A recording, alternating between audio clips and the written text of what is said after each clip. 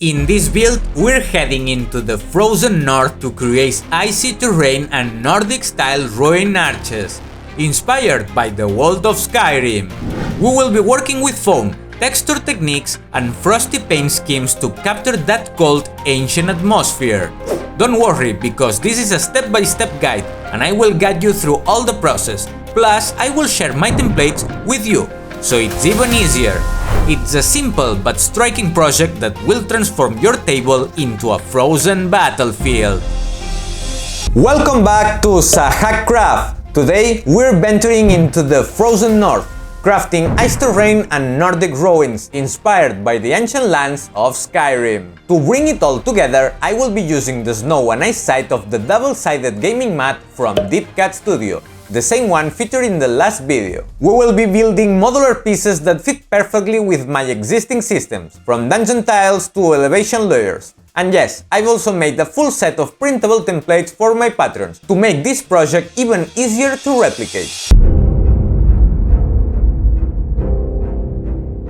First of all, we're going to design some templates. After looking at several reference images, I end up making a similar design to Skyrim's, but with a few adjustments to make my life easier.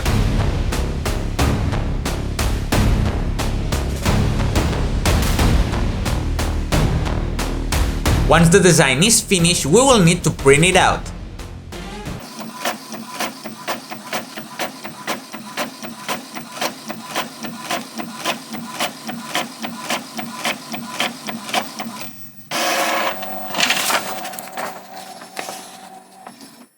Next, we will cut it with the help of a knife or a modeling blade and a metal roller. Remember, you can find these templates available on Patreon. The links are in the description and in the pinned comment. The next step will be to transfer the template shapes onto a foam board using a permanent marker.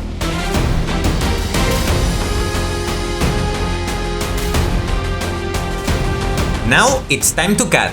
For this project, I barely used the guide, making freehand cuts at a relatively low temperature. Be patient and make the cuts slowly, while moving the pieces at a constant speed to avoid any snags on the wire that could leave notches. You could also do this using an X-Acto knife with a fresh blade, although curved cuts will be more difficult. If you choose this option, I recommend first cutting the foam board in half to reduce the thickness, which will make the cuts easier to handle. I will cut this half its thickness so I can have two pieces from those ones. We will keep making the cuts little by little until we have all the pieces we need to build one large arch and two smaller ones.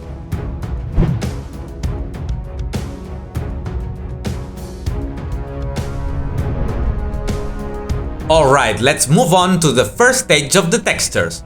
I want these constructions to look like they were built with a very large stone blocks, so I'm going to carve lines into all the pieces. This time I'm doing everything freehand. I just eyeball the distances and angles completely. If you prefer to be more precise, go ahead. I also took the chance to trim a bit of the lower central piece of the main ruin using a knife. I have to say the shape wasn't exaggerated enough for the effect I was going for, but I've already corrected that in the template you can download. Let's continue with the texturing. It's just the classic technique of making shallow cuts and then widening them with the help of a ballpoint pen. As I mentioned, everything here is eyeballed. In this project I improvised a lot and I didn't feel like measuring everything constantly. I just wanted to relax and enjoy the craft. Try not to make the cuts too deep, otherwise the pieces will be weaker and more likely to break.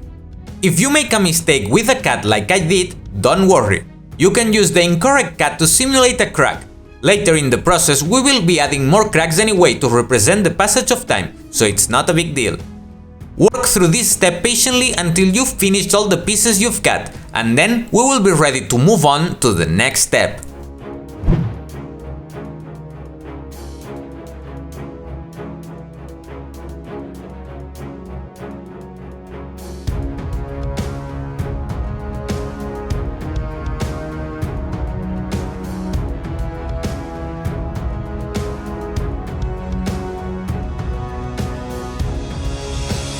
In order to create texture in those pieces, I wasn't sure at all if use the foil ball or maybe some texture rollers, so I decided to use them both to create some nice variation to these pieces. Alright, let's run the texture roller over the pieces, but only in certain areas, varying the pressure to create a fading effect.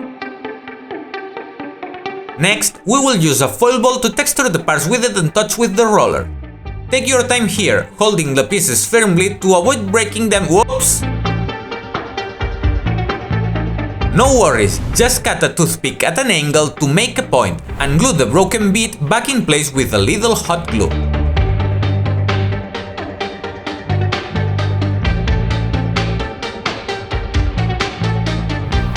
Then we keep applying texture using the method I just showed you. Run the roller over some spots with an even pressure, and then fill in the gaps with the foil ball. This will create a really interesting texture that will look great once we paint it and apply our usual highlighting techniques to bring out the edges and details. We will take our time with this step until we've completely finished texturing all the pieces we have.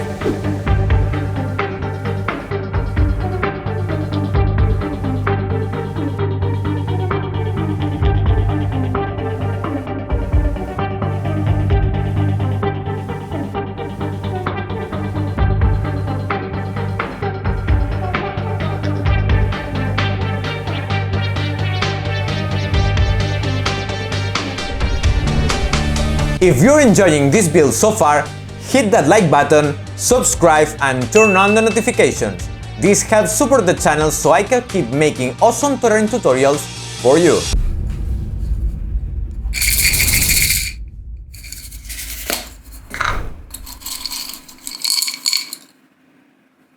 Alright, now we're going to cut more toothpicks just like we did with the piece that broke, to use them for the joints.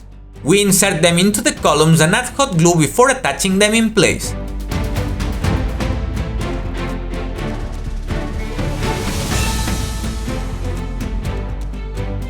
We will do the same with the central column of the main piece, and then glue one of the side pieces in place using hot glue. Next, we insert 3 toothpicks to reinforce the joint and then attach the piece on the opposite side.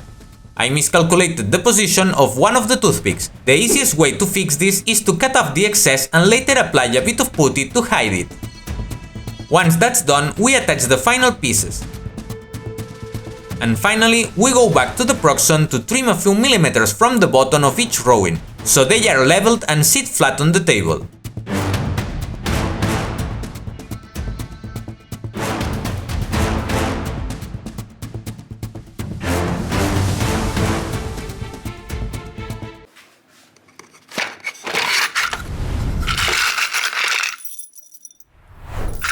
Alright, here we need to add a bit of weight to ensure good stability. Since I have lots of blunt screws I want to make use of, I'm going to make holes in the bases with the wood burning tool. It's important to keep the temperature at a minimum so we don't melt the foam too much. In my case, that's about 200 Celsius degrees. Once the holes are made, it's just a matter of screwing them in, and that's it. Now for the final details. These are rowings, so they can look new. We need to add some cracks and breaks here and there. We make the cracks with a knife and a pen, and use pliers to rip out small foam chunks, imitating chips and fractures.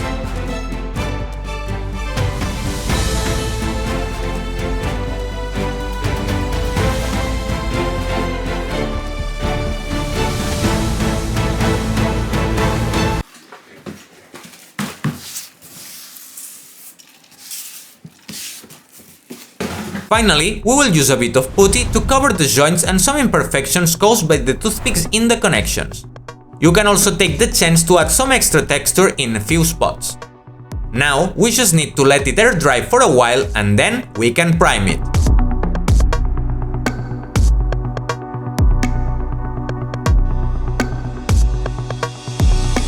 Now we're going to build some icy terrain using simple techniques. This will allow us to complement the rowing set and quickly create a table with different elevation levels. We're going to use the same method we used to make the basic hills in this video. I'm going to use some cardboard templates to mark 3 different sizes so that the frozen hills can be stacked. We will roughly cut everything with the proxon, wearing mask and keeping the windows wide open.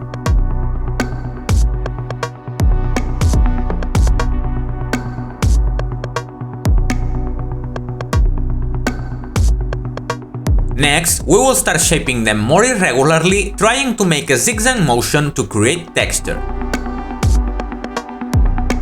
Now we will do a second pass, but at an angle, repeating the same movement pattern.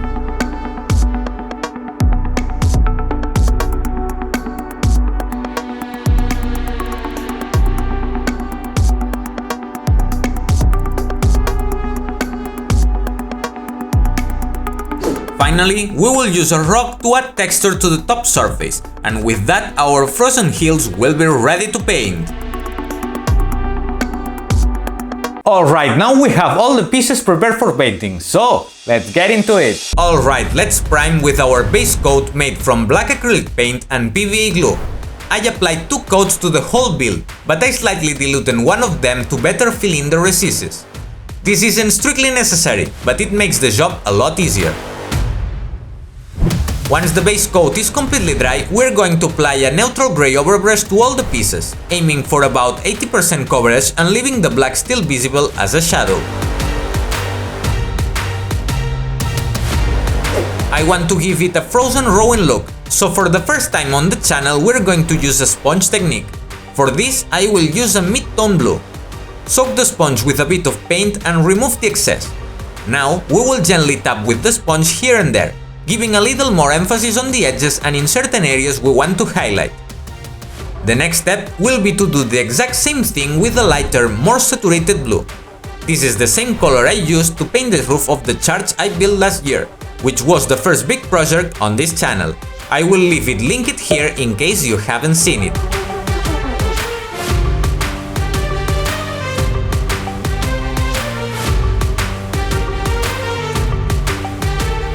Finally, we will use an old makeup brush to apply a super light and soft white dry brush on the edges and a few areas, to bring out details and slightly tone down the effect created by the combination of blues.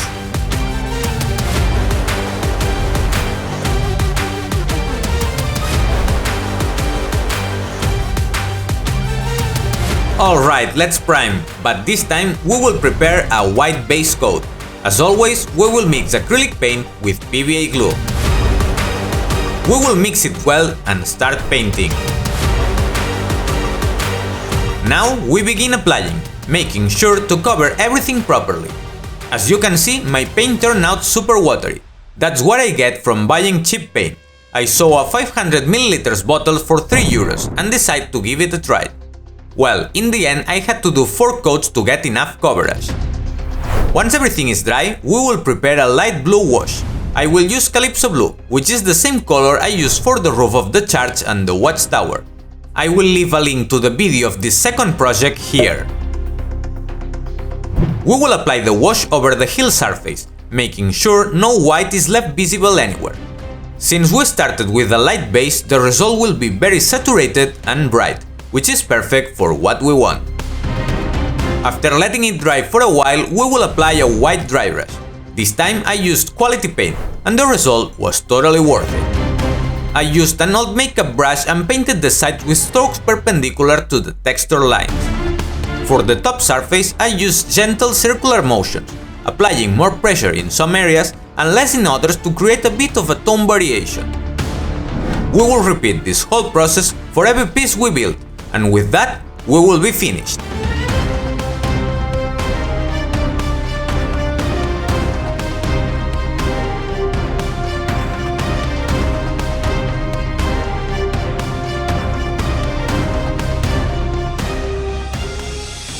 The Deep Cut Studio mat is perfect to tie the theme together.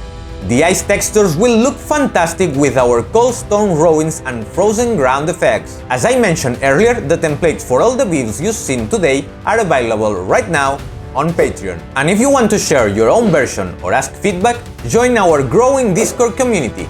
Links to that in the description. Let's place everything together and take a look at how everything fits on the table. I'm going to unroll the gaming mat from Deep Cut Studio and place all the pieces we've made in this tutorial. Meanwhile, I want to thank everyone who supports me on Patreon. This project requires countless hours and a lot of effort, but thanks to your support I can at least reduce the cost of all the materials and keep creating fantasy terrain. Thank you so much, you are the best!